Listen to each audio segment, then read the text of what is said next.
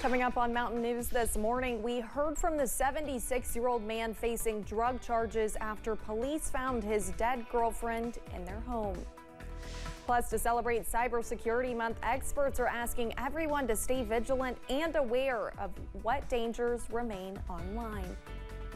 Dedicated to Eastern and Southern Kentucky, this is WYMT Mountain News This Morning.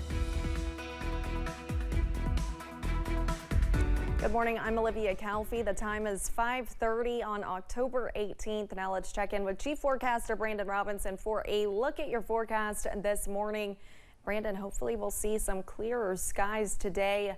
I'm definitely looking forward to it after a little bit of cloudy weather the past few days. Yes. Doom and gloom, basically. Yes, the sunshine makes a difference. Exactly. So you know what John Denver said, sunshine on my shoulders makes me happy.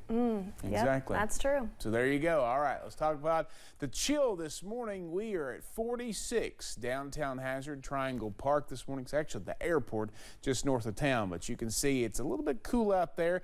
But I do believe once the light starts to show up, I think we'll start to see some of that and not too much in the way of cloud cover this morning. I think some spots have cleared out, definitely down toward Jonesville there. 37, 48 Harlan, Manchester 49, Irvin 50, and Jackson and Moorhead 49, Prestonsburg 48, Pikeville, Logan 44 in Clintwood, 41 Williamsburg, Wise, and Jacksboro. Breakfast forecast as you eat your frosted weather wheats this morning. You should be in pretty good shape. Temperatures right there in the low to mid 40s. Maybe a couple of spots just a touch warmer. And as we head deeper into the afternoon, mid to upper 60s with that sunshine as we head deeper into the day. Olivia? All right, thank you, Brandon. He says he was only visiting his girlfriend when she died, and police busted him for a lot of drug offenses.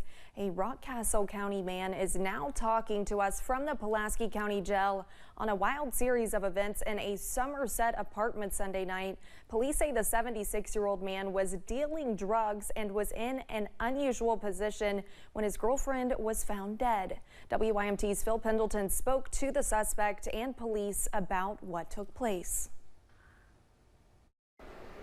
Johnny Bullock has been in the Pulaski County Jail since Sunday night. The 76-year-old man said he is innocent of the drug charges that he is facing. On top of that, he is dealing with the death of his girlfriend, Linda Lawson. I don't know. I don't know. She was fine. We went to bed. And I don't know what happened. But Sunday night, just before 7, police say a welfare check brought them to the Somerset Shoreline Drive apartment where Bullock didn't answer the door. He said there's a good reason for that. I tried to push her legs off of me, you know, where she was across me, and I couldn't get nothing under. I couldn't answer the door or nothing, and she was on top of me. But Sheriff Bobby Jones says when they did come into the apartment, he was on top of her, and she was dead. Yes, that was the unique thing. He was laying on top of her. I have no knowledge of why he was lying on top of her. Police say drugs were found all over the apartment. Bullock says they weren't his. Was in the wrong place, wrong time. Bullock says he was only visiting and the drugs didn't belong to him. She take care of me and I'll take care of her if we're down. Police say the large quantity tells them someone was dealing drugs. As of now, Bullock is the one facing the charges. In Pulaski County, Phil Pendleton, WYMT Mountain News. The Pulaski County coroner says Linda Lawson's cause of death is still being looked into, but deputies said that there's no signs of foul play. A death investigation is underway in Estill County. State police say deputies were called to Main Street in Ravenna. A family member found 44-year-old Randall Anglin unresponsive inside his home. Authorities tried to revive him but couldn't. Foul play is not suspected. An autopsy will be performed. Two people from Williamsburg are behind bars after police pulled them over during a traffic stop. Williamsburg PD performed the stop along Kentucky Highway 92 East Monday. During the encounter, deputies found substances believed to be meth and heroin. Bradley Parton and Bailey Hill, both 23 years old, were charged with possession of a controlled substance and possession of drug paraphernalia. They were taken to the Whitley County Detention Center. One person is dead following a crash in Johnson County. The crash occurred yesterday morning. The Johnson County Sheriff's Office says it happened at the intersection of Kentucky 1428 and Kentucky 302 in the Hager Hill community. 60-year-old George Fitch of Mealy died in the crash. A London man was arrested on DUI charges following a crash last week. Deputies with the Laurel County Sheriff's Office responded to a complaint that an intoxicated driver may have caused a crash last Friday evening. When they arrived at the scene, they found 65-year-old Kermit Bruner of London involved and under the influence. He is facing several charges and also had 2 outstanding warrants. Bruner was taken to the Laurel County Correctional Center. It's been nearly 1 week since thousands of auto workers walked off the job and onto the picket line in Louisville. Members have been outside the Kentucky truck plant in Louisville supporting UAW's demand for a new contract. Ford's executive chair spoke to union workers Tuesday, saying the company is doing as much as they can to reach a deal. UAW's president responded, saying more facilities could join the picket line. One Kentucky official says the public opinion is favoring with the workers. If you look at public opinion, there seems to be a lot more support for the workers than it is for the companies that have been very profitable in recent years. And I think many people identify with these auto workers. They've also not seen their wages go up, and the workers themselves seem to be unified and excited and ready to be out on the picket line.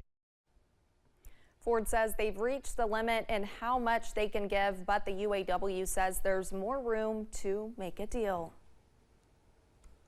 As many of you know, the month of October is Breast Cancer Awareness Month, honoring those fighting breast cancer and those who have overcome it.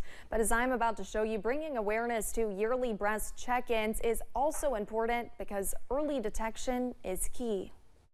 Did you know that 1 in 8 women are diagnosed with breast cancer during their lifetime? It's a lot more prevalent than what people think, so it's very important to make sure that you're scheduling your yearly mammograms and doing monthly breast exams so you can look for any abnormalities that may occur in your breast. Women's health nurse Kristen Hurt says abnormalities to look for are breast lumps, changes to the skin over the breast, a newly inverted nipple, or an overall change in your breast appearance. If you see any of those, it's very important to go to your primary care provider as soon as possible. But she says yearly mammograms are important because sometimes there are no symptoms or signs. Sometimes breast cancer can only be seen by mammography or by ultrasound.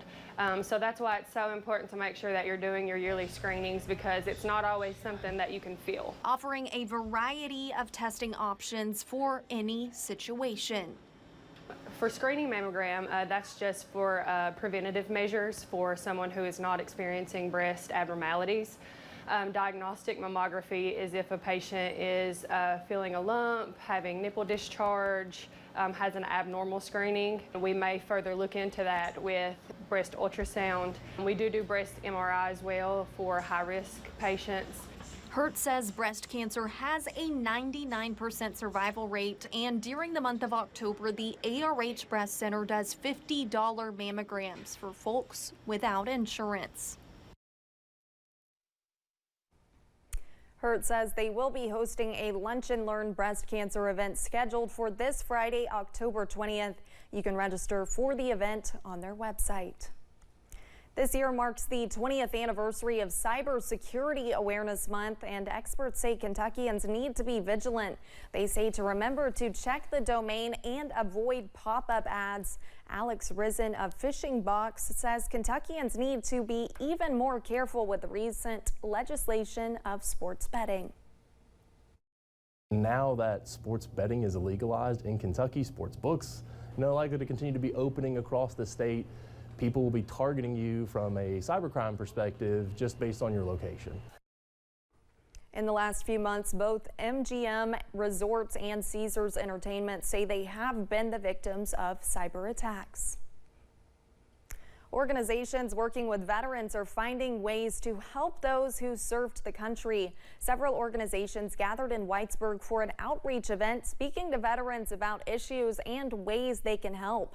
National Legislative Member Nathan Sesko, who is a veteran, says military recruitment numbers are down, but they can increase with more transparency. For me, looking at it, it would be better for veterans to know, or active military people to know that they're going to be taken care of afterwards. I think that would be a better recruitment tool than saying, let's not tell them, let's keep them in the military. Sesko and other folks leading the gathering say meeting people face to face is an important aspect, and they are also pushing legislation to better veterans' lives.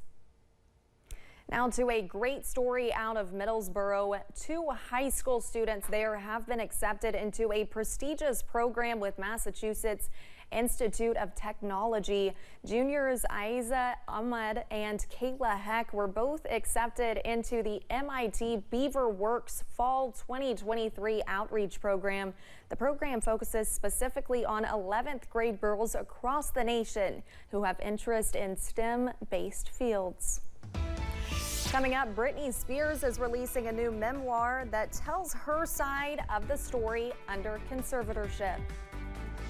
Temps are going up today as we see some sunshine, but our next system is just around the bend. I'll track it for you in about 3 minutes.